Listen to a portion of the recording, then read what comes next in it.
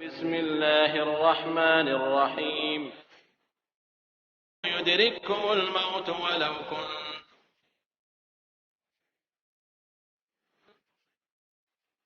تقولوا هذا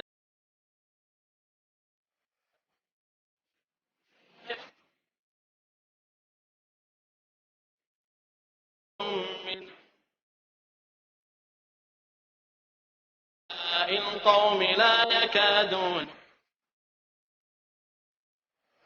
إن الحمد لله نحمده ونستعينه ونستغفره ونعوذ بالله من شرور أنفسنا ومن سيئات أعمالنا من يهده الله فلا مضل له ومن يضلل فلا هادي له وأشهد أن لا إله إلا الله وحده لا شريك له وأشهد أن محمدا عبده ورسوله أما بعد فإن خير الحديث كتاب الله وخير الهدي هدي محمد صلى الله عليه وسلم وشر الأمور محدثاتها وكل محدثة بدعة وكل بدعة ضلالة وكل ضلالة في النار. یقیناً سب تعریف اللہ وحدہ لا شریک کی اور درود و سلام و آخری نبی محمد صلی اللہ علیہ وسلم پر. میرے بھائیوں، آج جو یہ ٹریننگ دی جا رہی ہے اور جس کے اب ہم جس سٹیج پر ہیں، یہ ایک بہت پریکٹیکل سٹیج ہے. اس میں ہم انشاءاللہ 5 سٹیج دیکھنے والے ہیں. پہلا سٹیج ہوگا غسل کا. مولانا فخر الدین نے اپنے بیان میں موت سے پہلے تک، موت ہونے تک اور موت کے ہونے کے فوراً بعد تک کیا کیا کرنا ہے وہ ہو چکا ہے پورا. ہم ابھی شروع کرنے والے ہیں انشاءاللہ غسل سے. ہی ہمارا پہلا سٹیج ہوگا کہ میت کو غسل کیسے دیا جائے، اس میں کیا باتوں کا خیال رکھنا ہے، کیا مٹیریل ہونا چاہیے، کون سی غلطیاں لوگ کرتے ہیں، کون سی بدعتیں کی جاتی ہیں اس وقت پر. سیکنڈ سٹیج میں ہم دیکھیں گے کفن کیسے چڑھایا جائے، کفنایا کیسے جائے. تھرڈ سٹیج پر میت کو کیسے لے جایا جائے، چاہے جہاں جنازے کی نماز پڑھی جائے گی وہاں یا چاہے جہاں دفن کیا جائے گا وہاں. چوتھے سٹیج میں ہم انشاءاللہ دیکھیں گے کہ جنازے کی نماز کیسے پڑھنا ہے، اور آخری سٹیج میں ہم دیکھیں گے کہ دفن کیسے کرنا ہے. انشاءاللہ ہم ایک پریکٹیکل ڈیمانسٹریشن بھی کریں گے تاکہ سب لوگوں کے ذہنوں میں اس کا ویژول پکچر بیٹھ جائے کہ کیسے کرنا ہے. لیکن بہت ساری تھیوری بھی دیکھنی ہوگی ساتھ ساتھ میں، کیونکہ ہمارا تعلق قرآن اور صحیح حدیث سے ہونا چاہیے. جو قرآن میں ہے اور حدیثوں میں ہے اس سے تعلق ہونا چاہیے. میرے بھائیوں، صرف سنی سنائی باتوں سے کرتے ہیں تو بہت سی غلطیاں لوگوں سے ہو جاتی ہیں. تو آئیے شروع کرتے ہیں ہم فرسٹ سٹیج. پہلا سٹیج ہے غسل کا. میرے بھائیوں، یہ غسل دینا یہ خود ایک عبادت ہے. کس کے لیے عبادت ہے؟ جو زندہ ہے اس کے لیے عبادت ہے. اللہ کے رسول صلی اللہ علیہ وسلم نے کہا اغسلوہ بماء وسدر. یہ حکم ہے اللہ کے رسول صلی اللہ علیہ وسلم نے کہا کہ اسے غسل دو پانی سے اور سدر کے پتوں سے. سدر کے پتے خوشبو کے لیے ہم آج کے زمانے میں، یا صفائی کے لیے ہم آج کے زمانے میں صابن بھی اس کے بدلے میں استعمال کر سکتے ہیں، جیسے کہ علماء کرام نے کہا ہے. اب مثال کے طور پر کوئی آدمی اگر شاور لیتے لیتے مرا ہو تو کیا اسے غسل دیا جائے گا؟ دیا جائے گا. اگر وہ ڈوب کے مرا ہو، پورا گیلا ہوا ہو، تو کیا غسل دیا جائے گا؟ دیا جائے گا. کیوں؟ کیونکہ یہ ایک عبادت کا عمل ہے، اللہ کے رسول صلی اللہ علیہ وسلم کا حکم ہے، اور یہ فرض کفایہ ہے کہ کسی نہ کسی کے لیے کرنا ضروری ہے. ہر کوئی نہیں کرے گا لیکن کسی نہ کسی کے لیے کرنا ضروری ہے. اب غسل کے تعلق سے بہت سی باتیں اور بہت سے سوالات ہوتے ہیں کہ اگر مان لیجئے کہ باڈی پوری نہیں ملی میت کی. میرے بھائیوں، یہ تھوڑا درد ہوگا سب کو باتیں سن کر، لیکن تھوڑے دل کو مضبوط بنائیں اور ان تمام باتوں کو جذب کریں کہ کسی کے ساتھ بھی کچھ ہو سکتا ہے. تو اگر مان لیجئے پوری باڈی نہ ملی ہو، باڈی کے کچھ حصہ ملا ہو، کسی کا پاؤں ملا ہو خالی، تو ہم دیکھتے ہیں کہ پھر جتنا حصہ ملا اتنے کو غسل دیا جائے گا. کبھی کبھار ایسا ہوتا ہے کہ جو باڈی ہوتی ہے وہ اتنے خراب حال میں ہوتی ہے، ایکسیڈنٹ کا معاملہ ہو، جل کے کوئی مرا ہو، تو ابھی خراب حال میں ہے تو کیا کریں؟ اگر دھوئیں گے تو پوری باڈی ڈس انٹیگریٹ ہو سکتی ہے، پوری الگ ہو سکتی ہے. اس کیس میں، اس سچویشن میں کیا کریں؟ تو علماء نے بتایا ہے کہ یا تو فرسٹ سٹیج ہے دھونا. دھو نہیں سکتے تو صرف پانی ڈالو. اگر پانی ڈالنے سے بھی خطرہ ہو کہ پانی ڈال کے کہیں ایسا تو نہیں ہو جائے گا کہ پانی ڈالنے سے بھی باڈی الگ ہو رہی ہے، تو اس لاسٹ سچویشن میں تیمم کیا جائے گا. تو اب یہ دیکھتے ہیں کہ یہ تمام چیزیں ہمیں مل رہی ہے، اور غسل دینے کے تعلق سے تمام مسلمانوں کو غسل دیا جائے گا. کون غسل دے گا اور کسے غسل دے گا؟ غسل دینے والا مسلمان ہونا چاہیے، غیر مسلم نہیں کر سکتا، کیونکہ اللہ کے رسول صلی اللہ علیہ وسلم نے حکم دیا اور یہ ایک عبادت کا عمل ہے. تو کوئی غیر مسلم اگر غسل دینے گا ہم لوگ دے دیں گے، یا ہم لوگ اگر ایک زمانہ کبھی مسلمانوں میں اعوذ باللہ آ گیا ایسا جس میں لوگ سمجھنے لگے یہ تو گندا کام ہے ہم نہیں کریں گے، یہ ان کو کرنے دو، تو یہ بالکل غلط بات ہوگی، کیونکہ یہ مسلمان ہونا چاہیے جو غسل دے رہا ہو. جو غسل دے رہا ہو وہ شخص کے بارے میں ایک اور بات ہے کہ وہ عاقل ہو، اس کی عقل سلامت ہو تاکہ صحیح طرح سے وہ دے سکے. اور تیسری بات کہ وہ سیم جینڈر کا ہو سوائے ہسبینڈ وائف، یعنی مردوں کو مرد غسل دیں گے، عورتوں کو عورتیں غسل دیں گی. صرف اس میں اختلاف ہے تو شوہر اور بیوی کے تعلق سے فرق جو ہے وہ شوہر اور بیوی کے تعلق سے کہ شوہر اپنی بیوی کو غسل دے سکتا ہے اور بیوی اپنے شوہر کو غسل دے سکتی ہیں. اس کے دلائل آنے والے ہیں. اس کے دلائل میں سے اللہ کے رسول صلی اللہ علیہ وسلم کی حدیث بھی ہے کہ نبی صلی اللہ علیہ وسلم نے ماں عائشہ رضی اللہ عنہا سے کہا کہ اگر تم مجھ سے پہلے مر جاؤ تو میں کھڑے رہوں گا اور تمہیں غسل دوں گا اور تمہاری تدفین کروں گا. تو اللہ کے رسول صلی اللہ علیہ وسلم نے ماں عائشہ سے جو کہا، اس سے کیا ثابت ہوا کہ ایک شوہر اپنی بیوی کو غسل دے سکتا ہے. اس بارے میں کچھ علماء میں کچھ لوگوں میں اختلاف ہے. حنفی فقہ میں اجازت نہیں ہے کہ شوہر بیوی کو غسل دے، لیکن کہتے ہیں بیوی شوہر کو غسل دے سکتی ہے، شوہر بیوی کو غسل نہیں دے سکتا. لیکن اگر آپ اس حدیث کی روشنی میں دیکھیں تو بات واضح ہے کہ شوہر بیوی کو غسل دے سکتا ہے. کیوں؟ کیونکہ پیارے نبی محمد صلی اللہ علیہ وسلم جو ہمارے لیے مثال ہیں، انہوں نے اپنی بیوی ماں عائشہ رضی اللہ عنہا سے کہا کہ میں تمہیں غسل دوں گا. اور یہ واضح طور پر حدیث موجود ہے، لو متی قبلی، اگر تم مجھ سے پہلے مر گئی، لقم فقمت علیکی، تو میں وہاں کھڑے رہ کر فغسلتکی وکفنتکی، میں تجھے غسل دوں گا اور کفن پہناؤں گا. اور ہم دیکھتے ہیں کہ ایک اور حدیث میں ملتا ہے کہ علی بن ابی طالب رضی اللہ عنہ کے تعلق سے فاطمہ بنت محمد فاطمہ رضی اللہ عنہ نے یہ وصیت کی تھی کہ مجھے علی غسل دیں گے. اور ہمیں حدیث ملتی ہے، صحیح حدیثوں میں موجود ہے کہ علی رضی اللہ عنہ نے ہی غسل دیا فاطمہ رضی اللہ عنہ کا. صحیح حدیثوں سے یہ بات ثابت ہے. اور اس وقت پہ کئی سارے صحابہ موجود تھے اور کسی نے اعتراض نہیں اٹھایا، تو پتہ چلا کہ یہ بات ثابت ہے. حنفیوں کی دلیل عام طور پہ یہ ہے، وہ یہ کہتے ہیں کہ دیکھو اگر ایک شوہر اور بیوی ہے، اب بیوی کا انتقال ہو گیا تو شوہر کے ساتھ اس کا طلاق ہو جاتا ہے. یہ کہا جاتا ہے کہ جیسے بیوی کا انتقال ہو جاتا ہے شوہر کے ساتھ طلاق ہو جاتا ہے. کیوں؟ وہ یہ کہتے ہیں کہ دیکھو اگر اس کی کوئی اور بہن ہو تو وہ بہن سے نکاح کرنا جائز ہے نہیں جائز ہے؟ جائز ہے. اب دو بہنوں کے ساتھ ایک ساتھ میں نکاح میں تو نہیں ہو سکتے، تو وہ یہ کہتے ہیں اس وجہ سے ایک کے ساتھ طلاق ہو گیا تو ہی تو دوسرے سے نکاح ہو سکتا ہے. اب یہ قیاس والی دلیل ہے. دیکھیے اگر ہم جیسے آگے بڑھ رہے ہیں کچھ ایسے مسائل آئیں گے جس میں علماء میں اختلاف رہا ہے، میں تھوڑا سمجھا رہا ہوں تاکہ کہیں کوئی آپ سے کہے کہ نہیں ہوتا تو آپ ان کے دلائل کو بھی جانتے ہوں اور ان کے دلائل کا جواب بھی جانتے ہوں اور صحیح بات مضبوطی سے جانیں. اسی وجہ سے ہم اس میں بھی تھوڑا جائیں گے. صحیح بات اس بارے میں یہ ہے کہ مرنے کے بعد کے احکام اور زندہ کے احکام الگ ہیں. مان لیجئے کسی کی 4 بیویاں ہو جو چاروں بہنیں ہو ایک کے بعد ایک انتقال کے بعد، تو آخرت میں کیا چاروں بیویاں ہوگی اس کی کہ نہیں ہوگی؟ ہوگی. تو پتہ چلا آخرت کا اور مرنے کے بعد کے جو سسٹم ہے اس کو دنیا سے قیاس نہیں کر سکتے، اینالوجی نہیں کر سکتے، وہاں عقل نہیں لگا. جو علی رضی اللہ عنہ والی حدیث ہے وہ دارقطنی میں موجود ہے، جلد 2 حدیث نمبر 29، کہ انہوں نے فاطمہ رضی اللہ عنہ کو غسل دیا ان کی وصیت کے مطابق. ایک اور چیز ہے، امام شوکانی کہتے ہیں کہ اس بارے میں اجماع ہو چکا ہے. کیوں؟ کیونکہ علی رضی اللہ عنہ نے جب غسل دیا فاطمہ رضی اللہ عنہ کو اس بارے میں کسی نے اختلاف نہیں کیا. تو یہ ہم نے کچھ غسل کے تعلق سے کچھ بنیادی باتیں دیکھیں. اب ہم یہ دیکھ رہے ہیں کہ کسے غسل دیا جائے گا. جسے غسل دیا جائے گا وہ مسلمان ہونا ضروری ہے، غیر مسلم کو غسل نہیں دیا جائے گا. جب ابو طالب کا انتقال ہوا تو علی رضی اللہ عنہ نے آ کر اللہ کے رسول صلی اللہ علیہ وسلم سے پوچھا کہ کیا کرنا ہوگا. تو اللہ کے رسول صلی اللہ علیہ وسلم نے کہا جاؤ جا کے انہیں دفن کر دو. تو دفن کر دیے گئے. پھر پوچھا کہ اب کیا؟ تو اللہ کے رسول صلی اللہ علیہ وسلم نے کہا اب جا کے غسل لو. تو غسل لینا مستحب ہے جو اس کے تعلق سے ہم دیکھنے والے ہیں. لیکن ہمیں ملتا ہے کہ کہیں یہ نہیں ملتا کہ انہوں نے انہیں غسل دیا. تو غسل جسے دیا جائے گا کسے دیا جائے گا؟ مسلمان ہے تو، نمبر 1. نمبر 2، اس سے پہلے وہ زندہ رہا ہو.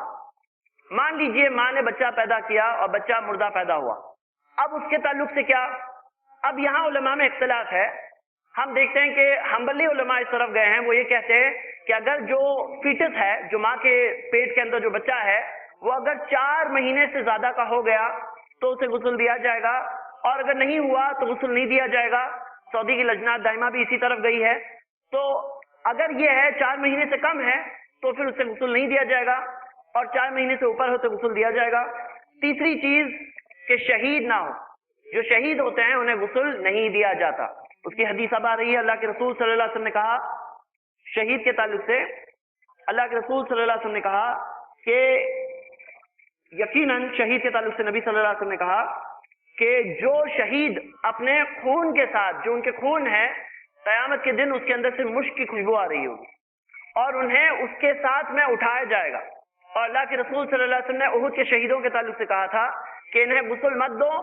ان کے تعلق سے یہ بھی بات ملتی ہے، شہیدوں کے تعلق سے ہم یہ بات بھی ملتی ہے کہ جنازے کی نماز بھی نہیں پڑھی گئی اور انہیں دفن کر دیا گیا.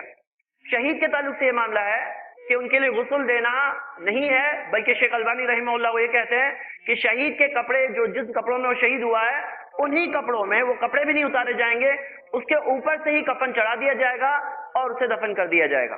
بلکہ شہید کے کپڑے نہیں اتارے جائیں گے، اسے غسل نہیں دیا جائے گا، اور یہ بات ہمیں ملتی ہے. اب ہم یہ دیکھیں کہ غسل کے تعلق سے کیسا طریقہ ہے، کیا طریقہ ہے. تھیوری دیکھ رہے ہیں، پریکٹیکل تھوڑی دیر میں دیکھیں گے. تھیوری کے طور پر ہمیں ملتا ہے اللہ کے رسول صلی اللہ علیہ وسلم نے رہنمائی کی ہماری، اور یہ حدیث ہم تک ہو بہو ویسے پہنچی ہے جیسے کہ اب یہ حدیث ہم دیکھ رہے ہیں جو حدیث بخاری کی ہے. اللہ کے رسول صلی اللہ علیہ وسلم کی بیٹی کا انتقال ہوا اور ام عطیہ رضی اللہ عنہا وہاں پر تھی اور غسل دینے کی ٹیم کے اندر وہ انوالو تھی. تو وہ کہتی ہیں، وہ بیان کر رہی ہیں ہمیں اور ہمیں تمام رہنمائی مل رہی ہے. فقال اغسلناها ثلاثا، اللہ کے رسول صلی اللہ علیہ وسلم نے کہا 3 بار غسل دو، اور خمسن یا 5 بار، یعنی جو دھویا جائے گا 3 بار یا 5 بار. ابو داؤد کی حدیث میں یہ بھی آتا ہے، اور سبن یا 7 بار. من ذالک ان رأیتن ذالک بماء وسدر، اگر تمہیں ایسا لگتا ہے، اور اکثر من ذالک، یا اس سے زیادہ بار دینا اگر تمہیں ایسا لگتا ہے کہ دینا ہے. مطلب مان لیجئے کہ اگر کوئی دھو رہا ہے اور دھوتے دھوتے اسے لگتا ہے کہ 3 5 7 تو کر لیا، لیکن ابھی بھی کچھ پرابلم ہے جس وجہ سے ابھی بھی مجھے لگتا ہے کہ ضرورت ہے، تو اللہ کے رسول صلی اللہ علیہ وسلم نے گنجائش رکھی، کہا کہ اگر ضرورت لگے تو اس سے زیادہ بار. اور علماء کا یہ کہنا ہے، ایک اور حدیث میں آتا ہے اغسلناها وطرن، 7 عدد بار دھونا. ہم دھونے میں دیکھیں گے کہ دھونے میں کتنی بار دھونا ہے، تو ہم یہ دیکھتے ہیں کہ 3 بار یا 5 بار یا 7 بار، جو بھی نمبر دھونا آڈ نمبر ہونا چاہیے، طاق نمبر ہونا چاہیے. ایک اور بات کہ ہم اس کے بعد میں جو اللہ کے رسول صلی اللہ علیہ وسلم نے کہا، اس بارے میں ایک چھوٹا اختلاف پھر سے ہے. دیکھیے اختلاف کے بارے میں واضح بات یہ ہے کہ یہ آزمائش ہوتی ہے اور یہ تحقیق کرنا ہوتا ہے اور صحیح نتیجے تک پہنچنا ہوتا ہے. اور علماء اکرام جو مسائل بیان کرتے ہیں وہ بھی انسان ہوتے ہیں. اگر کہیں کسی عالم سے غلطی ہوئی تو ہمیں سمجھنا ہے کہ اللہ کے رسول صلی اللہ علیہ وسلم نے کہا کہ اگر کوئی اذا حکم الحاکم فاجتہد، جب کوئی حاکم فیصلہ کرتا ہے، اجتہاد کرتا ہے، ثم اذا اصاب فلہ اجران، اگر صحیح ہو تو دگنا اجر ملے گا، اور جب وہ فیصلہ کرے، اجتہاد کرے اور اس سے خطا ہو جائے، ثم اخطا فلہ اجر، تو بھی اسے 1 اجر ملے گا. تو انشاءاللہ جہاں ہم علماء اکرام کے بارے میں سنتے ہیں یہاں فلاں عالم سے مسٹیک ہوئی، فلاں عالم سے مسٹیک ہوئی، تو اس میں کوئی توہین نہیں ہے، کیونکہ وہ بھی آخر میں انسان تھے. اب 100 صحیح باتیں بیان کی، کہیں ایک جگہ مسٹیک بھی تو کر سکتے ہیں، تو وہ ایک جگہ میں ہمیں سمجھنا ہے انشاءاللہ جو سارے علماء اکرام جنہوں نے صحیح منہج اور طریقے سے کوشش کی، ہمارا گمان یہی ہے کہ انشاءاللہ انہیں وہاں 1 ثواب ملے گا، جہاں صحیح ہے 2 ثواب ملے گا. تو یہاں ایک مسئلہ یہ آ رہا ہے، اللہ کے رسول صلی اللہ علیہ وسلم نے کہا، یہ بخاری کی حدیث ہے، نبی صلی اللہ علیہ وسلم نے کہا کہ 3 بار 5 بار 7 بار غسل دو، اگر ضرورت لگے تو اس سے زیادہ بار. پھر نبی صلی اللہ علیہ وسلم نے کہا وَجْعَلْنَا فِي الْآخِرَةِ كَافُورًا أَوْ شَيْئًا مِّن كَافُور، آخری بار میں 3 بار دھونا، 5 بار دھونا، 7 بار دھونا، آخری بار میں، آخری بار یعنی کیا چیز کا آخری بار؟ غسل کا آخری بار، واضح ہے نا.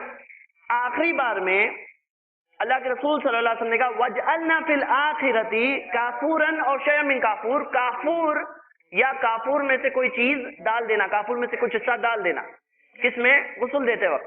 تو اختلاف یہاں ہے کہ غسل میں جو پانی میں ڈالنا ہے کافور یا بعد میں ڈالنا ہے. تو ہم دیکھتے ہیں کہ جمہور علماء، اکثر علماء، امام شافی، امام مالک، امام احمد بن حنبل، اکثر علماء اس طرف گئے ہیں، وہ یہ کہتے ہیں کہ پانی میں ڈالنا ہے، کیونکہ واضح طور پہ حدیث میں تو یہی دکھ رہا ہے. حنفی علماء کا یہ کہنا ہے کہ نہیں، بعد میں الگ سے ڈالنا ہے. تو ہم یہ دیکھتے ہیں کہ پانی میں ڈالنا زیادہ مضبوط بات دکھ رہی ہے، جیسے کہ حدیث میں واضح طور پر ہمارے سامنے ہے اور ہم جیسے دیکھ سکتے ہیں. اگر مان لیجئے جن کی میت ہوئی ہے وہ کوئی خواتین، کوئی عورت ہے، تو عورتوں کو غسل عورتیں ہی دیں گی، اور صرف ایک گنجائش ہے کہ ان کے شوہر دے سکتے ہیں. تو اب یہاں یہ دیکھیں کہ اس کے اندر پھر کیا کرنا ہوگا. ہمیں ایک حدیث میں ملتا ہے کہ اللہ کے رسول صلی اللہ علیہ وسلم نے کہا، یہ جو بتایا، تو انہوں نے کہا کہ بالوں کو کھول دینا، اور کھولنے کے بعد دھو لیا، اور دھونے کے بعد یہاں پھر سے ایک چھوٹا سا اختلاف کا مسئلہ آ رہا ہے. اللہ کے رسول صلی اللہ علیہ وسلم نے کہا کہ رہنمائی میں جو ام عطیہ اور صحابیہ نبی صلی اللہ علیہ وسلم کی بیٹی کو جو غسل دے رہے تھے، تو اس کے اندر آتا ہے نقدنہا ثم غسلنہا ثم جعلنہ ثلاثۃ قرون، کہ انہوں نے اس کے اندر بالوں کو بنایا، بالوں کو صاف کیا اور پھر 3 چوٹیاں بنائی. ایک حدیث میں آگے آتا ہے وہ مشطناہا ثلاثۃ قرون، کہ کنگھی کی اور 3 چوٹیاں بنائی. اور آگے ایک حدیث میں آتا ہے جو ہمیں ملتی ہے بخاری میں، جس کے اندر آتا ہے وَأَلْقَيْنَاهَا خَلْفَهَا، ان 3 چوٹیوں کو خلفہا پیچھے ڈال دیا. تو ہم یہاں دیکھتے ہیں یہاں پہ ایک چھوٹا سا اختلاف ہے. آپ دیکھیں گے جیسے آپ اگر اس بارے میں انشاءاللہ اتریں گے اور جب کریں گے تو کوئی کہے گا کہ یہ بالوں کو، بہنوں کے لیے خاص طور سے ہے، یہ بالوں کو پیچھے مت ڈالو، آگے ڈالو، کیونکہ حنفی فقہ میں یہ ہے کہ بالوں کو آگے سینے پر ڈالا جائے گا، نہ کہ پیچھے. لیکن ہم یہاں صحیح بخاری کی حدیث دیکھ رہے ہیں کہ اللہ کے رسول صلی اللہ علیہ وسلم نے کہا کہ کہنے پر کیا مل رہا ہے، وَأَلْقَيْنَاهَا خَلْفَهَا، انہوں نے پیچھے ڈالا.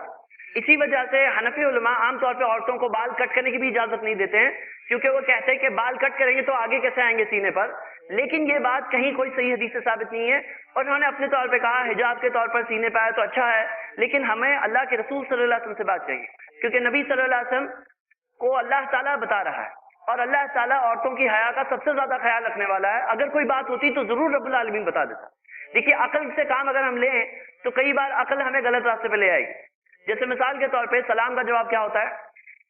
وعلیکم السلام. لیکن امام صاحب 2 بار سلام کرتے ہیں، السلام علیکم ورحمۃ اللہ، السلام علیکم ورحمۃ اللہ. کوئی پیچھے سے آواز دیتے ہیں، سب لوگ ایک آواز میں وعلیکم السلام. عقل کے حساب سے فٹ ہو رہی ہے، سنت کے حساب سے بات فٹ نہیں ہو رہی. تو عقل کو ترجیح نہیں دے سکتے ہم سنت پر، ہمیں سنت سے بات چاہیے، کیونکہ یہ بھی ایک عبادت ہے. اب عبادت کے اندر اپنی طرف سے کوئی نئی چیز ہم نہیں لا سکتے، جو ہے جیسا ہے ویسا پیچھے نبی صلی اللہ علیہ وسلم کے نقش قدم پہ ہمیں چلنا ہے، اور وہی چیز میں ہمارے لیے کامیابی. آگے ہم یہ دیکھتے ہیں کہ شہید کو غسل نہیں دیا جائے گا. اس کی حدیث اللہ کے رسول صلی اللہ علیہ وسلم نے کہا امر بدفنہم بدمائہم ولم یصلی علیہم ولم یغسلہم. نبی صلی اللہ علیہ وسلم نے امر، حکم دیا. کیا حکم دیا؟ بدفنہم، کہ ان کو دفن کرو، بدمائہم، اپنے خون کے ساتھ، ولم یصلی علیہم، نبی صلی اللہ علیہ وسلم نے ان کے اوپر نماز نہیں پڑھی، ولم یغسلہم، اور انہیں غسل بھی نہیں دیا. بخاری کی حدیث کتاب الجنائز. یہ تمام جو حدیثیں آ رہی ہیں صحیح بخاری میں کتاب الجنائز میں مل جائے گی. تو اب اللہ کے رسول صلی اللہ علیہ وسلم نے حکم دیا کہ انہیں دفن کرو اپنے خون کے ساتھ. یہاں پہ بھی ایک چھوٹا اختلاف ہے. امام ابو حنیفہ رحمۃ اللہ علیہ نے کہا ہے کہ اگر جو شہید ہوا ہے اگر وہ حالت جنابت میں تھا تو غسل دینا پڑے گا. ان کی دلیل یہ ہے کہ حنظلہ رضی اللہ عنہ جب شہید ہوئے تھے تو اللہ کے رسول صلی اللہ علیہ وسلم نے بیان کیا کہ میں نے دیکھا لذالک غسلت الملائکہ، کہ وہ جنابت کے حال میں تھے اس لیے فرشتوں نے ان کو غسل دیا. لیکن یہاں پر امام ابو حنیفہ رحمۃ اللہ علیہ کے خود کے شاگرد امام ابو یوسف، امام محمد اور امام شافعی، امام مالک، امام احمد بن حنبل اور جمہور علماء وہ اس تعلق سے اختلاف کرتے ہیں. وہ یہ کہتے ہیں کہ اگر فرشتوں نے کیا وہ ہمارے لیے دلیل نہیں. اللہ کے رسول صلی اللہ علیہ وسلم انسانوں کو بھی کہہ دیتے کہ تم بھی غسل دو. تو ہمیں یہ بات ملتی ہے کہ جیسے حنظلہ رضی اللہ عنہ کے بارے میں آتا ہے یا حمزہ رضی اللہ عنہ کے بارے میں بھی آتا ہے کہ جب وہ شہید ہوئے تو حالت جنابت میں تھے اور فرشتوں نے ان کو غسل دیا. اور ہمیں ملتا ہے کہ علماء یہ کہتے ہیں کہ اگر انسانوں پہ یہ بات غسل واجب ہوتا تو انسانوں کو دینے اللہ کے رسول صلی اللہ علیہ وسلم ضرور کہتے ہیں، اور کیونکہ نہیں کہا تو ہمیں اسی لیے لازم نہیں. اب شہید کے اندر ایک سوال اٹھتا ہے کہ مان لیجئے کہ کوئی شہید ہو رہا ہے، آپ کو پتا ہوگا من قتل دون مالہ فہو شہید، جو اپنے مال کی وجہ سے کہ ڈیفنس میں شہید ہو جائے، اگر مر جائے فہو شہید، وہ شہید ہے. من قتل دون جارہ فہو شہید، جو اپنے پڑوسی کو ڈیفینڈ کرتے کرتے مر جائے وہ شہید ہے. اللہ کے رسول صلی اللہ علیہ وسلم نے کئی حدیثوں میں شہید کی کئی قسمیں بتائی. ایک اور حدیث میں آتا ہے اللہ کے رسول صلی اللہ علیہ وسلم نے کہا ما تود الشہید فیکم، تم کیسے شہید گنتے ہو آپس میں؟ تو صحابہ نے کہا کہ من قتل فی سبیل اللہ فہو شہید، جو اللہ کے راستے میں مر جائے وہی شہید ہے. تو اللہ کے رسول صلی اللہ علیہ وسلم نے کہا ان شہداء امتی اذن لقلیل، اگر ایسا ہوتا تو میری امت میں تو بہت کم شہید ہوتے. پھر نبی صلی اللہ علیہ وسلم نے کہا قالوا فمن ہم یا رسول اللہ، صحابہ نے پوچھا تو کون ہے وہ اللہ کے رسول صلی اللہ علیہ وسلم؟ نبی صلی اللہ علیہ وسلم نے کہا من قتل فی سبیل اللہ فہو شہید، جو اللہ کے راستے میں قتل کر دیا جائے وہ شہید ہے. ومن مات فی سبیل اللہ فہو شہید، جو اللہ کے راستے میں مر جاتا ہے وہ شہید ہے. اللہ کے راستے میں قتل کر دیا جاتا ہے الگ ہے، مر جاتا ہے الگ ہے. خود سے مر گیا وہ بھی شہید ہے. اللہ کے رسول صلی اللہ علیہ وسلم نے کہا ومن مات فی طاعون فہو شہید، جو طاعون کی وجہ سے مر جائے وہ شہید ہے. اور ومن مات فی البطن فہو شہید، جو پیٹ کی بیماری سے مر جائے وہ شہید ہے. اب سوال یہاں یہ اٹھ رہا ہے کہ باقی کے جو شہید ہے ان کے لیے غسل ہوگا نہیں ہوگا؟ تو صحیح بات یہ ہے، اور ہمیں اس بارے میں علماء کا اجماع ملتا ہے، اس میں کوئی اختلاف نہیں ہے کہ یہ تمام کے لیے غسل ہے. مثال کے طور پہ عمر رضی اللہ عنہ جنہیں سٹیب کیا گیا تھا اور وہ چیز سے وہ شہید ہو کے مرے تھے مدینہ میں ہوتے ہوئے بھی، لیکن انہیں غسل دیا گیا. عثمان رضی اللہ عنہ کو بھی ناحق طور پر کہ مار کر کے شہید کیا گیا، لیکن انہیں بھی غسل دیا گیا. علی رضی اللہ عنہ کو بھی ناحق طور پر ان کو سٹیب کیا گیا تھا، انہیں بھی غسل دیا گیا. اللہ کے رسول صلی اللہ علیہ وسلم کے غسل کے تعلق سے جب معاملہ آیا تو صحابہ اس میں پریشانی میں آ گئے تھے کہ نبی صلی اللہ علیہ وسلم کو کیسے غسل دیں، کیا ان کے کپڑے اتارے جائیں؟ کپڑے اتارنے میں بھی سطر پوشی کی جاتی ہے، کیا کیا جائے؟ صحابہ کے ذہن میں سوال تھا. اور تب اس وقت پہ انہیں یہ سوال میں جواب ملا کہ جہاں انہیں یہ بات ملی کہ انغسل النبی صلی اللہ علیہ وسلم وعلیہ ثیابہ، انہیں غسل دو ان کے کپڑے ان کے اوپر ہوں. تو نبی صلی اللہ علیہ وسلم کے ساتھ یہ خاص عمل تھا کہ ان کے کپڑوں کے ساتھ میں ان کو غسل دیا گیا تھا. اور یہ حدیث ہمیں ملتی ہے ابو داؤد میں صحیح سند سے، حسن سند سے. تو یہ ہے، ہم نے فرسٹ اسٹیج کی تھیوری کی کچھ باتیں لے لی اور ہم نے یہ باتیں دیکھی کہ غسل کے اندر کیا کیا تھیوری باتیں ہیں، کچھ حدیث ہم نے دیکھ لی. اسی طرح ہم یہ دیکھیں، کئی بار یہ لوگ سوچتے ہیں کہ غسل دینے میں میرا کیا فائدہ؟ آئیے فائدے کی بات کریں. اللہ کے رسول صلی اللہ علیہ وسلم نے فرمایا من غسل مسلما، جو ایک مسلم کو غسل دے، فکتم علیہ، اور اس کی باتیں چھپائے، غسل دیتے دیتے اگر کوئی چیز اسے پتا چلتی ہے اور اس کی بات کو چھپائے، تو اللہ کے رسول صلی اللہ علیہ وسلم نے کہا غفر لہ اللہ 40 مرہ، اللہ تعالیٰ اسے 40 بار معاف کرے گا. اور علماء نے اس حدیث کی شرح میں بتایا ہے کہ 40 گناہوں کے کو اللہ تعالیٰ معاف کرے گا. اس میں کچھ علماء نے کبیرہ گناہوں کا بھی ذکر کیا، اللہ عالم. تو ہم یہ بات دیکھیں کہ میرے بھائیوں کیا ہم چاہتے ہیں کہ ہمارے 40 گناہ معاف ہو جائے؟ تو ایک مسلمان کو غسل دیں اور پردہ پوشی کرے اس کی، تو 40 گناہ معاف ہونے کا الحمدللہ بہترین موقع ہے. یہ حدیث حاکم میں ہے، احکام الجنائز میں اس کی تحقیق ہے، حدیث صحیح سند سے ہے، پیج نمبر 69 پر ہے. ایک اور حدیث ملتی ہے من غسل میتا، جو میت کو غسل دے، فسترہ، اور اس کی پردہ پوشی کرے، تو اللہ کے رسول صلی اللہ علیہ وسلم نے بتایا سترہ اللہ من الذنوب، اللہ اس کے گناہوں سے اس کی پردہ پوشی کرے گا. کب؟ قیامت کے دن. اور اللہ کے رسول صلی اللہ علیہ وسلم نے آگے ہی کہا ومن کفنہ کساہ اللہ من السندس، اور جو ایک مسلمان کو کفن پہنائے گا اللہ تعالیٰ اسے ریشم کے کپڑے پہنائے گا. کہاں پر؟ جنت میں. یہ کہاں ہے؟ یہ طبرانی کی حدیث ہے، سلسلہ حدیث صحیحہ میں تحقیق ہے، حدیث نمبر 2353. تو اب ہم یہ دیکھیں کہ یہ چیز کتنا اچھا عمل ہے. میرے بھائیوں اور بہنیں، آپ سب اگر ابھی تھوڑا سا دھیان دیں انشاءاللہ تو یہ 40 گناہوں کی معافی پانا اور اپنے گناہوں سے پردہ پوشی کرنے کا وعدہ پانا اللہ کی طرف سے آپ آسانی سے پا سکتے ہیں. دیکھا جاتا ہے لوگ اکثر جو غسال ہوتے ہیں، جو غسل دینے والے ہوتے ہیں، پروفیشنلز ان کو دے دیتے ہیں اور وہ پروفیشنلز ان کا کام بن جاتا ہے. تھوڑے دنوں بعد وہ انسینسیٹیو ہو جاتے ہیں اور بہت رف طور پر باڈی کو ہینڈل کرتے ہیں. ایک رشتہ دار جیسے اپنے رشتہ دار کی باڈی کو ہینڈل کرے گا ویسا وہ نہیں کرتے ہیں. اور لوگوں کو کیونکہ نالج نہیں ہوتی ہے تو اس وجہ سے لوگ اس میں کنفیوژن میں ہوتے ہیں. اور ایک بات خوشخبری کی بتاتا ہوں کہ ہم جب قرآن و سنت والے طریقے سے دیکھیں گے تو سب چیزیں بہت آسان ہیں. اتنا آسان ہے کہ آپ کہیں گے بس اتنا. غلط طریقے سے اگر ٹریننگ کرنی ہوتی تو اس میں 25 چیز اور بتانی ہوتی جو غلط. لیکن کیونکہ ہم ساری غلط چیزوں کو چھوڑ رہے ہیں تو صحیح سمپل طریقہ بہت سیدھا اور سمپل ہے. چند سٹیپس میں انشاءاللہ آپ آسانی سے سیکھ سکتے ہیں، تھوڑا سا کنسنٹریشن کرے گا. اور ایک بات یہ ہے میرے بھائیوں، آپ 3 وجہ سے یہ چیز دھیان سے سنیں یہاں سے ابھی آگے تک تمام باتیں.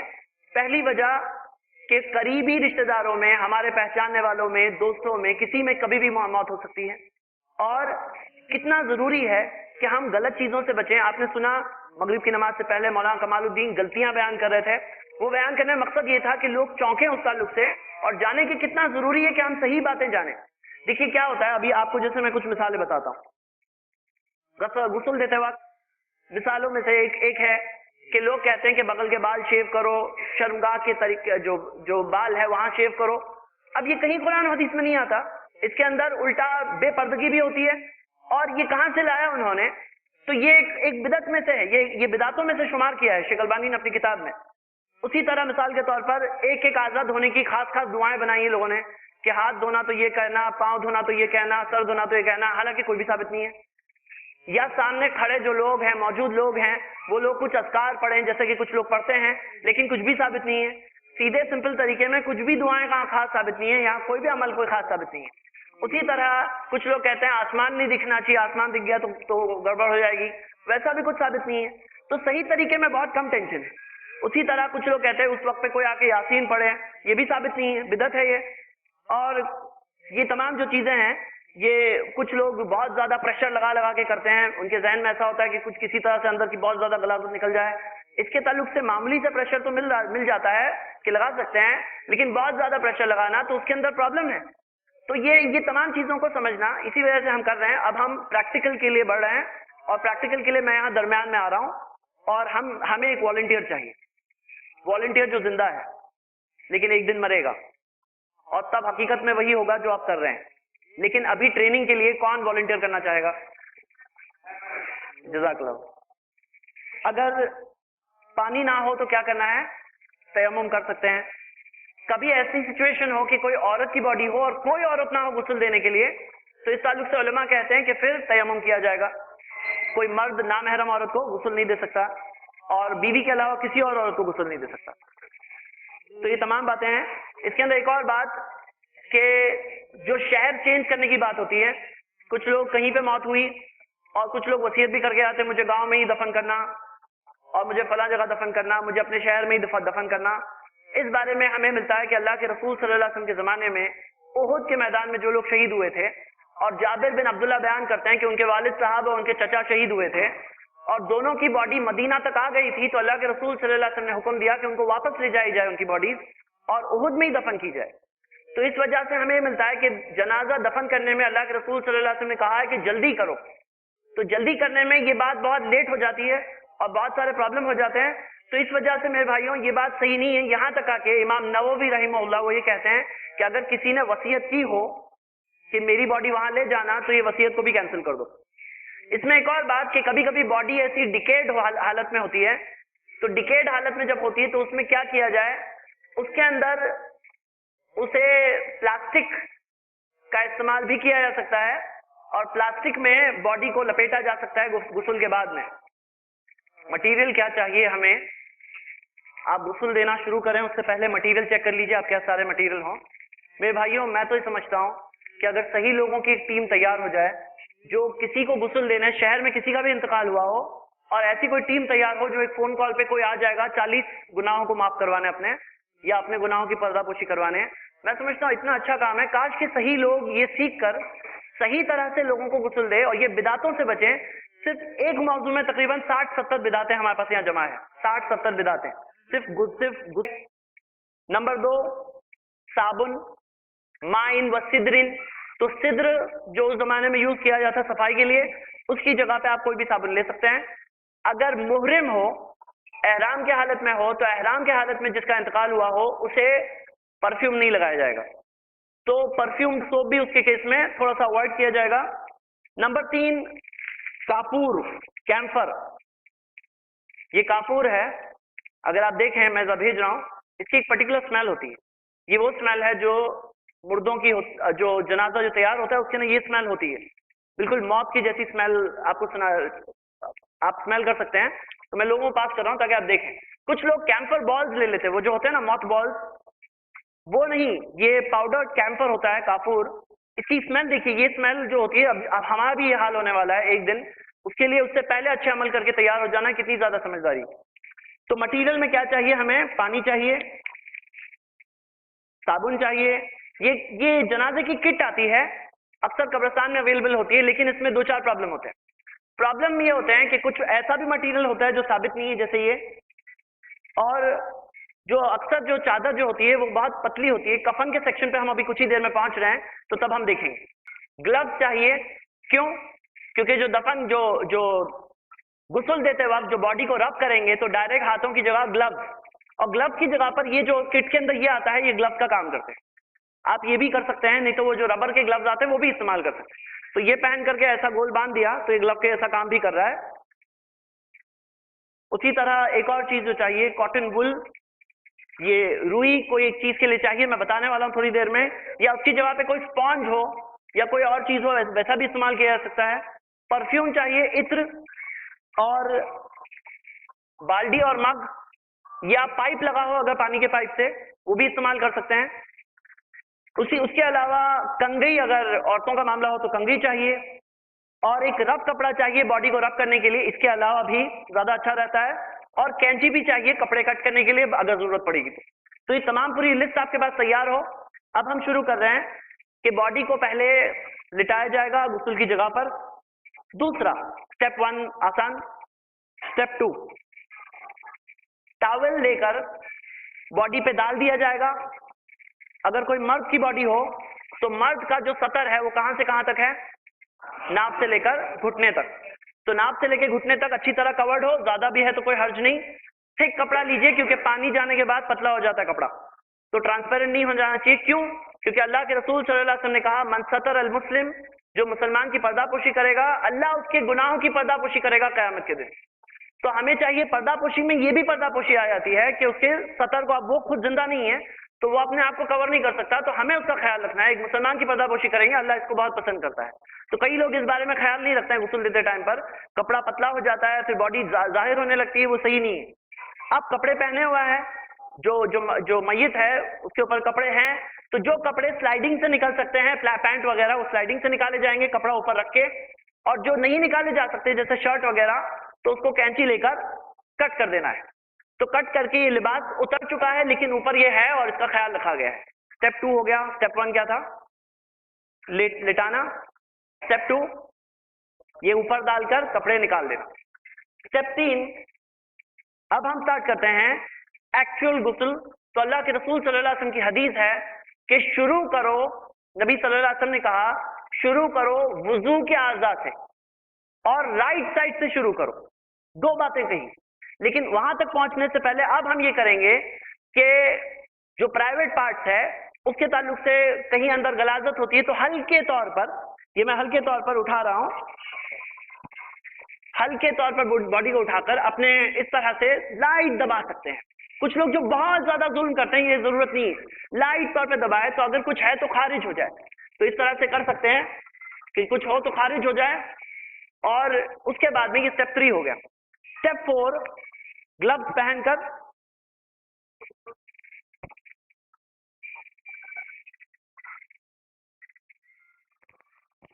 گلوز پہن کر جو دوسرا میں نے کہا اسپونج یا کپڑا ہاتھ میں ہو اور پرائیویٹ پارٹس واش کیے جائیں گے. اسٹیپ 4 ہو گیا.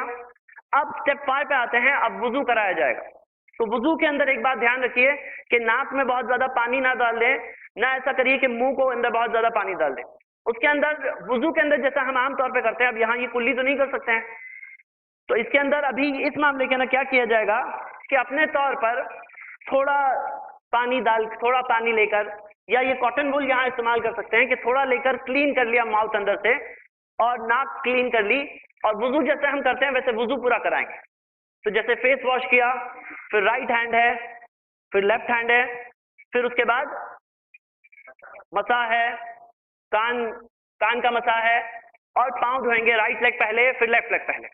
یہاں پہ ہم اسٹیج تک پہنچ گئے. اگلا اسٹیپ یہ ہے کہ باڈی کی رائٹ سائڈ سے شروع کرنا. اللہ کے رسول صلی اللہ علیہ وسلم نے کہا تو رائٹ سائڈ واش کی جائیں گی. تو پانی لے کر رائٹ سائڈ واش کیا جائے گا. ازیوم کریے کہ گلوز ہے، یہ برابر سے نہیں فٹ ہو رہے ہیں، اور یہاں پہ آپ ڈال کر کے واش کر رہے ہیں. واش کرنے کے اندر اب یہاں پہ کیا معاملہ ہے، 2 لوگ ہو تو اچھا ہوتا ہے. کیوں؟ کیونکہ رائٹ سے یہاں سٹارٹ کریں اور باڈی کو پھر تھوڑا سا بینڈ کریں گے، تو سیکنڈ پرسن تھوڑا سا ہولڈ کریں گے اور بیک سائڈ کو پانی ڈال کر کے واش کر دیں گے. یہ کپڑا تھوڑا سا بڑا رکھیے اس کے ساتھ. اب اس سائڈ پر یہ ان کی رائٹ سائڈ یہاں ہے، تو رائٹ سائڈ والا سٹارٹ کیا، پھر لیفٹ سائڈ واش کیے، پھر رائٹ سائڈ واش کیے بحسب ضرورت 3 بار یا 5 بار یا 7 بار، لیکن باڈی واش کرنے سے پہلے سر واش کیا جائے گا، اور اگر کوئی عورتوں کا ہو تو بال کھول کر کے بال واش کیے جائیں گے۔ کیا شیمپو یوز کیا جا سکتا ہے؟ فتویٰ یہی ہے کہ یوز کیا جا سکتا ہے۔ اگر آپ لکوڈ سوپ یوز کرنا چاہتے ہیں یہ سوپ کی جگہ تو لکوڈ سوپ بھی یوز کر سکتے ہیں، اس میں کوئی حرج نہیں۔ اب ہم آگے بڑھ رہے ہیں کہ یہاں پہ ابھی باڈی کو واش کر چکے، سر واش کر چکے، باڈی واش کر چکے، رائٹ لیفٹ 3 بار 5 بار 7 بار، اگر ضرورت لگ رہی ہے تو اس سے زیادہ بار بھی کر سکتے ہیں۔ باڈی کو ڈرائی کرنا ہے، اور ڈرائی کرنے سے پہلے آخری بار کا آپ کو یاد ہے، آخری بار میں کیا کرنا ہے؟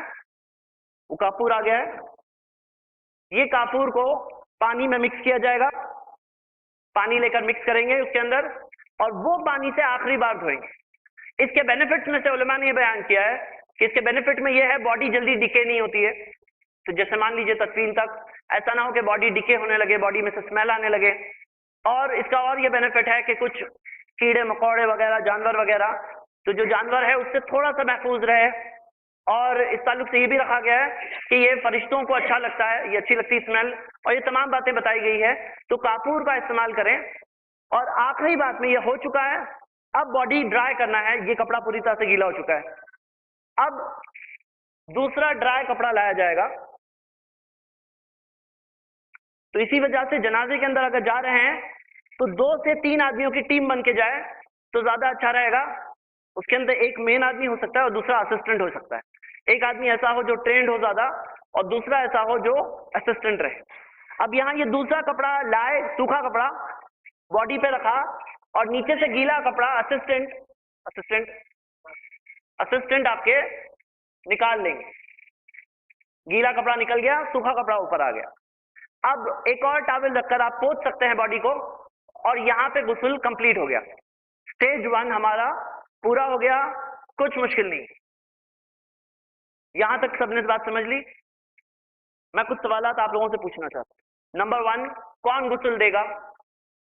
مسلمان اور مرد مردوں کو، عورتیں عورتوں کو، سوائے شوہر بیوی کو، بیوی شوہر کو۔ نمبر 2، غسل کے اندر دینے میں کون زیادہ آگے رہے گا؟ اس کے اندر پہلا حق قریب کے رشتہ داروں کا ہے، قریب کے رشتہ داروں کا پہلا حق ہے۔ اس کی دلیل اللہ کے رسول صلی اللہ علیہ وسلم کو غسل دینے میں علی رضی اللہ عنہ اور اسامہ بن زید تھے اور فضل بن عباس تھے، تو قریب کے رشتہ داروں کا پہلا حق ہے، ہمیں یہ بات ملتی ہے۔ اب قریب کے رشتہ داروں کو نہیں پتا ہے تو پھر جس کے پاس زیادہ علم ہوگا پھر اسے لیا جائے گا۔ تیسرا، کیا دھونا ہے؟ پوری باڈی دھونا ہے۔ چوتھا، کہ واشنگ کے اندر سیکوینس کیا ہے؟ کہاں سے شروع کریں گے؟ پہلے اعضائے وضو سے، پھر رائٹ سائڈ سے، لیکن رائٹ سائڈ سے پہلے کیا آئے گا؟ سر، پھر رائٹ سائڈ، پھر لیفٹ سائڈ۔ آسان۔ کیا کپڑے نکالے جائیں گے؟ ہاں، کپڑے نکالے جائیں گے، لیکن اوپر سے کپڑا ڈالا جائے گا۔ کتنی بار واش کرنا ہے؟ کتنی بار دھونا ہے؟ 3، 5 یا 7۔ کیا کلیننگ مٹیریل استعمال کریں گے؟ صابن، پہلے اس بار میں صابن، اور بعد میں لاسٹ میں کافور۔ کیا باڈی کو گھسا بھی جائے گا؟ ہاں، انلیس ڈیکیڈ حال میں ہو، اور اگر باڈی کے ایسا ہوگا کہ الگ الگ کچھ ہونے کا ڈر ہے تو اس کیس میں صرف پانی پور کر دیا جائے گا۔ بال کیسے دھویا جائے گا لیڈیز کا؟ بند حال میں کھول کر کے بال دھوئے جائیں گے۔ اوکے، دھونے کے بعد عورتوں کے بال کس طرح سے ارینج ہوتی ہے؟ بہنوں کے لیے ٹریننگ ہے، کیسے ہوں گے؟ 3 چوٹیاں کہاں ہوگی؟ پیچھے۔ آگے لاسٹ میں ایک اور بات کہ یہ سب ختم ہو چکا ہے تو یہ عطر یہاں ساتھ میں آتا ہے، آپ اپنا بھی عطر استعمال کر سکتے ہیں۔ وہ عطر لے کر اللہ کے رسول صلی اللہ علیہ وسلم نے دھونی دینا پسند کیا، کہا کہ جب تم دھونی دو تو 3 بار دو، اور اس کے اندر خاص طور سے جو سجدہ جہاں کیا جاتا ہے اسے علماء ریکمینڈ کرتے ہیں، یہاں پہ یہ سب جگہوں پہ عطر لگایا جا سکتا ہے باڈی پر۔ عورتوں کی باڈی پہ عطر لگایا جا سکتا ہے؟ ہاں۔ احرام کے حال میں جو ہو اس کی باڈی پہ لگایا جا سکتا ہے؟ عورتوں میں جو عدت میں ہو اس عورت کی باڈی پر بھی عطر لگایا جا سکتا ہے، کیونکہ وہ جو عدت میں منع تھا عطر لگانا وہ اس لیے تھا تاکہ کسی اور سے نکاح نہ ہو، اس وقت میں منع ہے، لیکن ابھی تو نکاح کا معاملہ ہی نہیں، ابھی تو جا رہے ہیں، دنیا سے جا چکے ہیں۔ تو یہ ہم نے فرسٹ سٹیج پورا کیا، سیکنڈ سٹیج شروع کر رہے ہیں، کفن۔ کفن کی تھیوری ہم پہلے پڑھ لیتے ہیں تھوڑا مختصر میں، اور پھر ہم پریکٹیکل پہ آ جائیں گے. پانی کون سا ہو، گرم ہو ٹھنڈا ہو؟ جی ڈائریکشن کا کچھ وہ بات نہیں ہے، ڈائریکشن میں کوئی مسئلہ نہیں جی، کوئی ٹینشن لینے کی بات نہیں. وضو کی دعا ہمیں نہیں پڑھنی ہے، یہ عام طور پہ اس کے لیے کوئی خاص اذکار ثابت نہیں ہے، کوئی خاص ذکر ثابت نہیں ہے.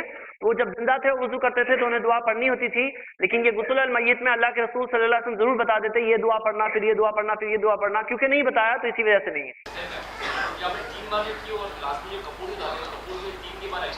کافور آخری بار میں، اگر آپ کو لگتا ہے 3 بار میں اچھا دھل گئے ہیں اور ضرورت نہیں ہے، لیکن کبھی غلاظت کبھی نکل رہی ہے یا کبھی کچھ اور معاملہ ہو، خون ہے، ایکسیڈنٹ کیس ہے، کچھ ایسا معاملہ ہے، تو آپ 3 کی جگہ 5 دھو رہے ہیں تو 5ویں بار میں، 3 بار کر رہے ہیں تو تیسرے بار میں کافور ہوگا، 5 بار کر رہے ہیں تو 5ویں بار میں کافور ہوگا، 7 بار کر رہے ہیں تو 7ویں بار میں کافور ہوگا، آخری بار میں.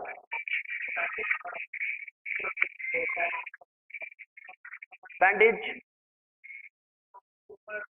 نارملی جب باڈی جب نارملی جب باڈی جب ڈیڈ ہو چکی ہے تو باڈی کے اندر خون اس طرح سے نہیں بہتا ہے جیسے پہلے ہوتا ہے، ڈائلسس وغیرہ کا جو معاملہ بتا رہے ہیں تو ویسا نارملی نہیں ہوتا ہے جی. تو اس کے اندر ہٹایا جا سکتا ہے، اگر آپ کو ڈر لگ رہا ہے تو واپس بھی لگ سکتا ہے، اس کے اندر واپس بھی لگایا جا سکتا ہے، اس میں کوئی حرج نہیں. اگر لگ رہا ہے کہ کچھ آنے والا ہے باہر خون وغیرہ تو کیا جا سکتا ہے. اب ہم شروع کر رہے ہیں کفن. جی بدن پر بعد میں ایڈیشنلی بعد میں لگا سکتے ہیں، لیکن پانی میں تو کافور مکس کر کے کیا جائے گا، جیسے کہ اکثر علماء کا فتویٰ ہے اس تعلق سے. کفن کے تعلق سے شروع کرتے ہیں. کفن پہنانا، اللہ کے رسول صلی اللہ علیہ وسلم نے کہا کفنوہ، کفن پہناؤ. یہ امر ہے، حکم ہے اللہ کے رسول صلی اللہ علیہ وسلم کا، اس وجہ سے یہ واجب ہے، یہ مسلمانوں کے اوپر فرض کفایہ ہے، کسی نہ کسی کو کرنا ضروری ہے. کفن کہاں سے پیسے آئیں گے؟ کفن کے کہاں سے آئیں گے پیسے؟ جن کا انتقال ہو گیا ان کی پراپرٹی میں سے پیسے آئیں گے. اگر ان کی پراپرٹی نہیں ہے تو ایک مسلمان اگر دوسرے مسلمان کو کفن پہنائے گا تو کیا ثواب ہے اس کا؟ اللہ تعالیٰ اسے ریشم کے کپڑے پہنائے گا جنت میں. سبحان اللہ. آگے اللہ کے رسول صلی اللہ علیہ وسلم نے فرمایا اذا کفن احدکم اخاہ، جب تم میں سے کوئی اپنے بھائی کو کفن پہنائے، فلیحسن کفنہ، تو کفن اچھی طرح سے پہناؤ، اچھا کفن پہناؤ. تو اچھا کفن پہنانے میں میرے بھائیوں بہت ضروری ہے کہ کپڑا جو ہو وہ تھوڑا تھک کپڑا ہو، پتلا کپڑا نہ ہو جس میں باڈی دکھے، تھک کپڑا ہو. اور کفن کے تعلق سے ہم یہ دیکھتے ہیں کہ کفن کتنی، یہ بہت بڑا معاملہ ہے، ہم لوگ ڈسکس کر رہے ہیں ابھی. کفن کے تعلق سے ہم یہ دیکھیں گے کہ شہید کو اب کا لباس نہیں اتارا جا رہا ہے، شہید کا لباس اپنی جگہ پر ہے، اس کے اوپر کفن کا کپڑا چڑھایا جائے گا. کفن کے تعلق سے 1 کی بھی حدیث ملتی ہے، 2 کی بھی حدیث ملتی ہے کپڑوں کی، اور 3 کپڑوں کی بھی حدیث ملتی ہے. 3 کپڑوں سے زیادہ کی کوئی صحیح حدیث نہیں ملتی. 1 کپڑے کی حدیث مصعب بن عمیر کے بارے میں ہمیں ملتا ہے کہ کانا فلم یوجد لہ ما یکفن فیہ الا بردہ، ان کو کفن پہنانے کے لیے کوئی کپڑا نہیں ملا، صرف ایک چادر ملی. اور وہ چادر کے بارے میں یہ آتا ہے کہ وہ چادر جب سر ڈھانپا جاتا تو پاؤں کھل جاتے، اور پاؤں ڈھانپے جاتے تو سر کھل جاتا. تو اللہ کے رسول صلی اللہ علیہ وسلم نے حکم دیا کہ سر کو ڈھانپ دو اور پاؤں کھلا رکھے، پاؤں کے اوپر گھاس ڈال دی گئی. تو ہمیں پتا چلا اگر کپڑا صرف ایک ہی ہو، اگر ایسا حال ہو کبھی، تو اس کے اندر کیا کیا جائے گا؟ کھولنے میں کھولنا ہی ہے تو سر نہیں کھلائے گا بلکہ پاؤں کھولے جائیں گے، اس کے اوپر گھاس وغیرہ ڈال کر کے کور کر سکتے ہیں. آگے ہم یہ دیکھتے ہیں کہ اللہ کے رسول صلی اللہ علیہ وسلم نے جو حج کے اندر جس کی انتقال ہوا تھا، کہا کہ حج کے ہی جو 2 کپڑے ہیں اس کے اندر ہی اس کا احرام ہو جائے گا، اور قیامت کے دن وہ اٹھے گا تلبیہ پڑھتے ہوئے. اللہ کے رسول صلی اللہ علیہ وسلم نے کہا. دیکھیے کفن کا کپڑا اس لیے بھی بہت ضروری ہے کیونکہ ایک حدیث میں آتا ہے، نبی صلی اللہ علیہ وسلم نے کہا کہ اللہ کے رسول صلی اللہ علیہ وسلم نے بتایا کہ قیامت کے دن آدمی اپنے کفن کے کپڑوں میں اٹھایا جائے گا، صحیح حدیث میں ملتا ہے. اور جو حدیث میں آتا ہے کہ لوگ بنا کپڑے ہو کے ہوں گے، برہنہ ہوں گے، وہ اس کے آگے کا سٹیج ہے. قیامت کے دن جب انیشل اٹھیں گے تو آدمی اپنے کفن میں اٹھایا جائے گا. تو اسی وجہ سے اور ایک وجہ ہے، کفن ٹھیک ٹھاک رہے، کورڈ رہے، سطر برابر سے ڈھپا ہوا ہو اور پتلا کپڑا نہ ہو جیسے کہ کئی بار ہوتا ہے لوگوں کا. ایک اور بات، اس میں ایکسیپشن کون ہے؟ شہید اپنے وہی لباس، جس لباس کے دفن کیا گیا تھا، وہی لباس میں وہ اٹھے گا، اور اس کے جو خون تھا اس میں سے مشک کی خوشبو آ رہی ہوگی. کفن کے تعلق سے ایک اور بات، ہم دیکھتے ہیں کہ سب وائٹ کفن آتے ہیں نا، کیا صرف وائٹ ہی ہونا چاہیے یا کوئی اور کپڑے کا؟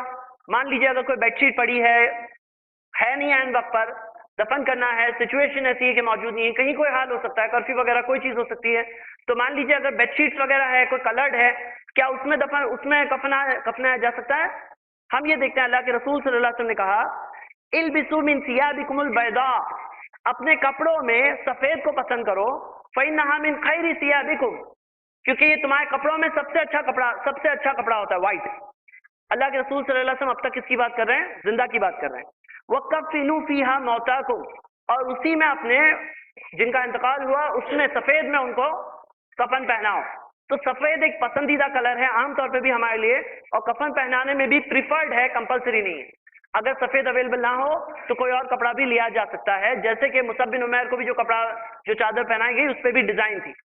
ایک اور حدیث جو کئی لوگوں کو پتہ نہیں ہوتی لیکن یہ صحیح بخاری کے اندر ہمیں ملتی ہے اور صحیح سند سے ہے، اللہ کے رسول صلی اللہ علیہ وسلم نے کہا من وجد ساعتن، یہ مسند احمد کی بخاری کی نہیں ہے، من وجد ساعتن، جس کے پاس استطاعت ہو، یکفن فی ثوب حبرۃ، تو اسے لائنڈ کپڑے میں کفن پہناؤ۔ یہ لائنڈ کپڑے والی بات لوگوں میں عام طور پہ نہیں ہوتی ہے، اس کے تعلق سے علماء نے یہ بتایا ابھی سفید بھی ہے لائنڈ بھی ہے، دونوں کو کیسے ملائیں گے؟ تو 3 چادروں میں سے کوئی ایک لائنڈ بھی ہو سکتی ہے، یا کوئی لائن ہو لیکن اکثر غالب اس پہ وائٹ ہی ہو تو وائٹ لگ رہی ہو، تو دونوں حدیثوں پہ عمل ہو جائے گا۔ یہ ایک حدیث ہے موجود۔ ہم یہ دیکھتے ہیں کہ اللہ کے رسول صلی اللہ علیہ وسلم کے تعلق سے کیا آتا ہے۔ نبی صلی اللہ علیہ وسلم کے تعلق سے عائشہ رضی اللہ عنہا بیان کرتی ہیں، ان عائشہ رضی اللہ عنہا قالت کفن النبی صلی اللہ علیہ وسلم فی 3 اثواب سہل کرسف، اللہ کے رسول صلی اللہ علیہ وسلم کو کفنایا گیا 3 چادروں میں سہولی چادر، کرسفن کاٹن کی۔ اللہ کے رسول صلی اللہ علیہ وسلم کے بارے میں وہ آگے بتاتی ہیں لیس فیہا قمیص ولا امامہ، اس میں کوئی قمیص نہیں تھی نہ امامہ تھا۔ قمیص یعنی کہ کوئی بٹنڈ ٹائپ کا ایسا کچھ معاملہ نہیں تھا، جیسے شافیوں میں دیکھا جاتا ہے کہ اسٹچ پائجامے پہنائے جاتے ہیں میت کو، تو اس کی کوئی دلیل نہیں ہے۔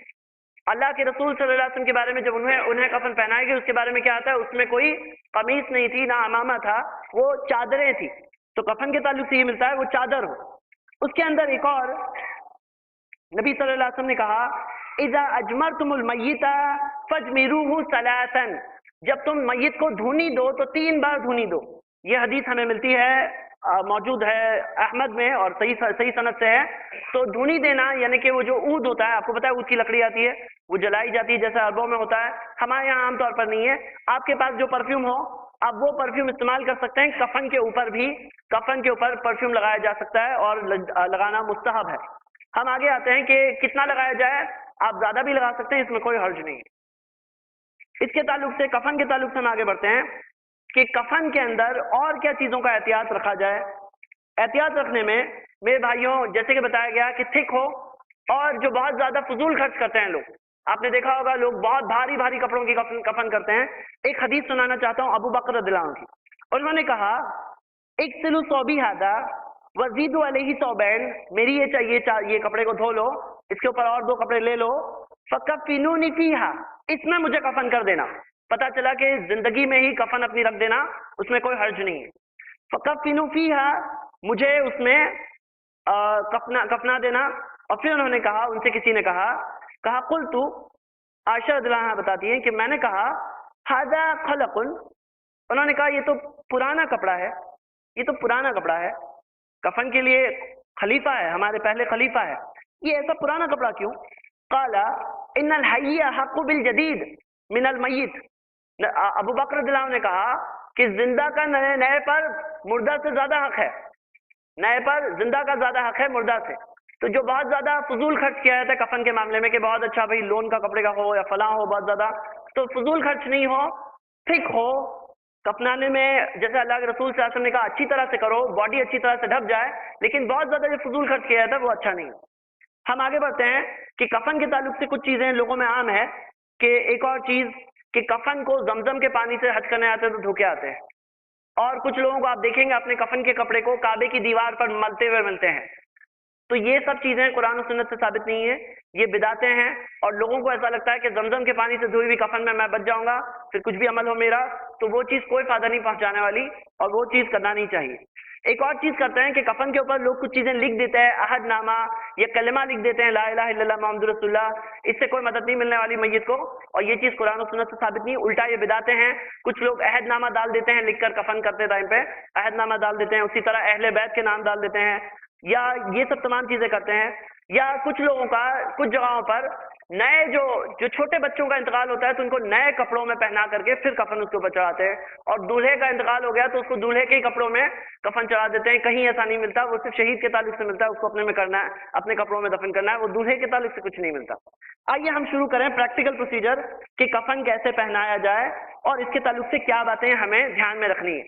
میرے بھائیوں کچھ پریکٹیکل ٹپس۔ اب یہ ایک ٹیبل کے ساتھ ساتھ ایک اور ٹیبل چاہیے، کیونکہ ایک ٹیبل سے اٹھا کر کے دوسرے ٹیبل پہ ہم لے جائیں گے۔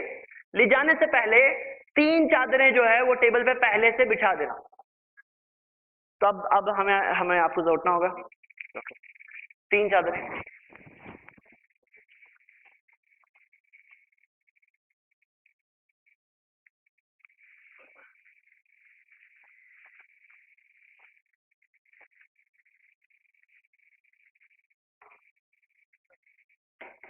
لیفٹ سائڈ پہ تھوڑا سا زیادہ چھوڑنا پریکٹیکلی زیادہ بینیفیشل ہوتا ہے۔ کیا وجہ ہے بتاتا ہوں۔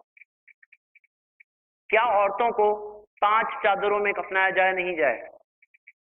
یہ بات کے تعلق سے علماء میں اختلاف ہے۔ اصل بات یہ ہے کہ ایک حدیث ہے جس میں آتا ہے کہ اللہ کے رسول صلی اللہ علیہ وسلم کی بیٹی کا جب انتقال ہوا تو نبی صلی اللہ علیہ وسلم نے 5 چادریں دی، لیکن یہ حدیث سندن ضعیف ہے۔ لیکن دیکھا گیا ہے کہ علماء میں جمہور میجورٹی، یہاں تک کہ امام ابو حنیفہ، امام شافعی، امام مالک، امام احمد بن حنبل اور ساتھ ساتھ میں شیخ بن باز اور سعودی کی لجنات دائمہ، سب کا یہ کہنا ہے کہ مردوں کو 3 اور عورتوں کو 5 چادروں میں کفنایا جائے۔ لیکن شیخ البانی اور کچھ اور علماء وہ اس بارے میں بتاتے ہیں کہ کیونکہ کوئی صحیح حدیث موجود نہیں ہے تو 5 کا کوئی حدیث موجود نہیں ہے صحیح حدیث، اس وجہ سے یہ بات صحیح نہیں ہے۔ اللہ عالم، دونوں باتیں میں نے آپ کے سامنے رکھ دی۔ اب جو لوگ کہتے ہیں 5 ہیں، ان کے سیٹ میں آپ دیکھیں گے کہ ایک چادر یہ آئے گی، یہ ایزار بتایا جاتا ہے، کہتے ہیں یہ نیچے باندھا جائے گا عورتوں کے لیے، مردوں کے لیے نہیں۔ اور ان کے اس میں آپ دیکھیں گے، اور لیڈیز کے سیٹ میں اس طرح کی قمیض ہوتی ہے، یہ اوپر سے پہنایا جاتا ہے، اور اسے کیسا رکھتے ہیں وہ لوگ؟ اسے ایسا کھول کے رکھتے ہیں اس طرح کہ باڈی رکھنے کے بعد پھر سر جانے کے بعد یہ اوپر سے آ جائے گا۔ مان لیجیے آپ نے سیٹ لایا، اس میں تیسرا آپ کو یہ مل رہا ہے، تو میں اس کے ساتھ ڈیمانسٹریشن دے رہا ہوں، لیکن بہتر تو یہ ہے 3 پلین چادریں ہوں، اور یہی بات زیادہ سنت سے قریب دکھتی ہے۔ اللہ عالم، تو علماء میں اس تعلق سے اختلاف ہے اور دونوں طرف یہ باتیں ملتی ہے، لیکن اجماع نہیں ہے اس موضوع پر۔ یہ 3 چادریں یہاں رکھ دی گئی، اور جیسے کہ میں نے بتایا تھوڑا سا بیٹر ہے کہ اگر لیفٹ سائڈ پہ زیادہ ہو میت کی، جو یہ سائڈ دکھ رہی ہے، تو زیادہ بہتر ہے۔ کیوں؟ اس کی ایک وجہ ہے، تھوڑا آگے کی پلاننگ ہے۔ اب ہم وہاں سے باڈی کو دھو چکے ہیں، اس کے اوپر ایک چادر رکھی ہوئی ہے، اب ہم لا رہے ہیں باڈی کو اور اس پہ رکھ رہے ہیں۔ اب چادر اوپر پڑی ہوئی ہے، اب اس میں مان لیجئے کہ اگر آپ اس طرح کا چیز یوز کر رہے ہیں، آپ کے پاس ایسا ہے، تو یہ لٹانے کے بعد اب یہ اوپر سے ڈالا جا رہا ہے، اور پھر وہ چادر جو پڑی ہوئی تھی وہ نکالی جا رہی ہے۔ یا مان لیجئے کہ اگر یہ اس طرح کی چادر نہیں ہوتی تو ہم 2 کو نیچے رکھتے، ایک کو اوپر سے لے لیتے۔ اب ہم کیا کریں گے، یہاں پر شروع کریں گے رائٹ سائڈ سے۔ ہم کپڑے بھی پہنتے ہیں تو کہاں سے شروع کرتے ہیں؟ رائٹ سے۔ رائٹ کے اندر یہ اوپر لیا آپ نے، پھر اس پہلی چادر کو اوپر لیا، چہرے کو کور کر دیا، کھلا رکھنا چاہتے ہیں بعد میں کرنا چاہتے ہیں وہ بھی کر سکتے ہیں، پھر وہ لیا، جیسے کہ آپ نے دیکھا، کیونکہ ہمارے بھائی تھوڑے اللہ نے ان کی صحت میں اضافہ کرے، کیونکہ اگر کوئی باڈی اگر ہیلدی ہو کوئی تو یہ وتھ کم پڑ سکتی ہے۔ جیسے آپ دیکھ رہے ہیں اس کیس کے اندر یہ کفن کی وتھ کم پڑ رہی ہے، بالکل بیرلی ریچ ہو رہی ہے، تھوڑا اوور لیپنگ زیادہ ہونا چاہیے۔ اس کے علاوہ کیا ہونا چاہیے؟ پٹیاں یہاں پہ ریڈی ہو، اور پٹیوں کی کوئی لمٹ نہ ذکر ملتا ہے، پٹیوں کے تعلق سے کوئی بات نہیں ملتی، تو پٹیاں آپ 3 یا 5 یا جتنی آپ کو لگانا ضروری لگتا ہے اتنی لگا سکتے ہیں۔ تو پٹی یہاں پہ نیچے رکھی ہوئی ہوگی، پہلے سے آپ نے وہ باندھ دیا، 1 پٹی، 2 پٹی، 3 پٹی، اس کو گانٹھ مار لیا، اس کو گانٹھ مار سکتے ہیں یا کسی طرح سے رکھ سکتے ہیں، اس کے تعلق سے کوئی ڈیٹیل نہیں ہے، پریکٹیکل چیز۔ پریکٹیکلی یہاں ٹاپ پر گانٹھ مار کر یہاں پٹی باندھی جا سکتی ہے، ادھر ایک پٹی باندھی جا سکتی ہے، تو ٹوٹل 5 پٹیوں میں کمفرٹیبلی ہو جائے گا معاملہ، اور یہاں پر آپ کی کفن تیار ہے۔ اس میں ایک بات جو گورنمنٹ کی ریگولیشن کے مطابق سیٹ کے اندر یہ چیز آتی ہے یہ پیکٹ میں یہ قرآن و سنت کے مطابق نہیں ہے لیکن یہ گورنمنٹ کے ریکوائرمنٹس کے حساب سے آتا ہے. یہ پاؤڈر ہے جس سے باڈی جلدی ڈیکے ہو جاتی ہے کیونکہ قبرستان میں جگہ لمیٹڈ ہے اور باڈیز اگر لمبے ٹائم تک ڈیکے نہ ہو, اگر گلے نہ ختم نہ ہو جائے تو پھر نئے لوگ کیسے دفن ہوں گے. تو اسی وجہ سے یہ کفن پہنانے سے پہلے باڈی پر یہ پاؤڈر پورا ڈال دیا جائے گا اور ڈال کر کے پھر کفن کے یہ سین جو آپ نے بند کیا اس طرح سے کیا جائے گا. اس کے اندر اب ہم یہاں دیکھ رہے ہیں کہ یہاں پہ کفن تیار ہو گئی. اوپر سے آپ عطر لگانا چاہتے ہیں, تھوڑا کافور بھی عطر کی ضمن میں اگر ڈالنا چاہتے ہیں تو کوئی حرج نہیں ہے, آپ ڈال سکتے ہیں, عطر لگا سکتے ہیں. اور یہاں پہ یہ باڈی تیار ہو چکی ہے, ہمارے 2 سٹیج پار ہو چکے ہیں. بہت آسان تھا نا, سوچنے میں بہت لگتا ہے کہ پتہ نہیں کتنی ساری چیزیں ہوگی لیکن ہے یہ بہت آسان کیونکہ اسلام دین ہی اتنا آسان. اسلام دین کے اندر کمپلیکیٹڈ مشکل معاملہ نہیں رکھا گیا ہے, بہت سمپل معاملہ ہے. بدعتوں کے اندر بہت کمپلیکیٹڈ معاملہ ہے. اب ہم کچھ سوالوں کے کوشچنز آپ کے لیے. پہلا سوال یہ صرف چیک کرنے کہ آپ سب برابر سمجھ چکے ہیں یا نہیں. بسم اللہ الرحمن الرحیم.